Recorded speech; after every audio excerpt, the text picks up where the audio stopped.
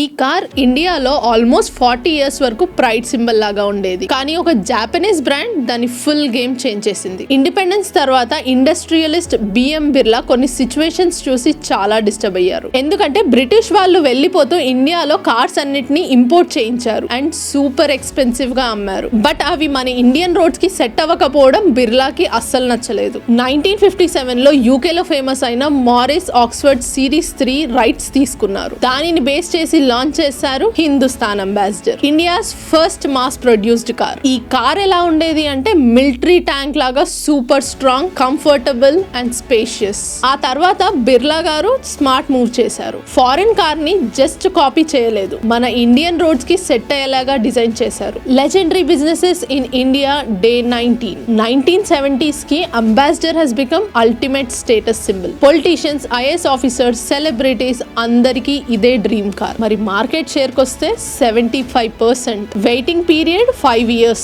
కానీ ప్రాబ్లం ఎక్కడ స్టార్ట్ అయింది అంటే కంపెనీ సక్సెస్ తర్వాత ఓవర్ కాన్ఫిడెంట్ అయ్యింది. ఇన్నోవేషన్ ఆల్మోస్ట్ ఆపేశారు. Same design, same features, almost 40 years unchanged. అప్పుడే ఫైనల్ బ్లో వచ్చింది. 1983లో మారుతి 800 ఇండియాలో లాంచ్ అయింది. Modern look, double mileage, half price, game over. Ambassador last time manufacture చేసింది 2014లో. కానీ ఇప్పటికీ కూడా అంబాసిడర్ అంటే ఇండియన్ ప్రైడ్ అనే ఫీలింగ్ ఉంది.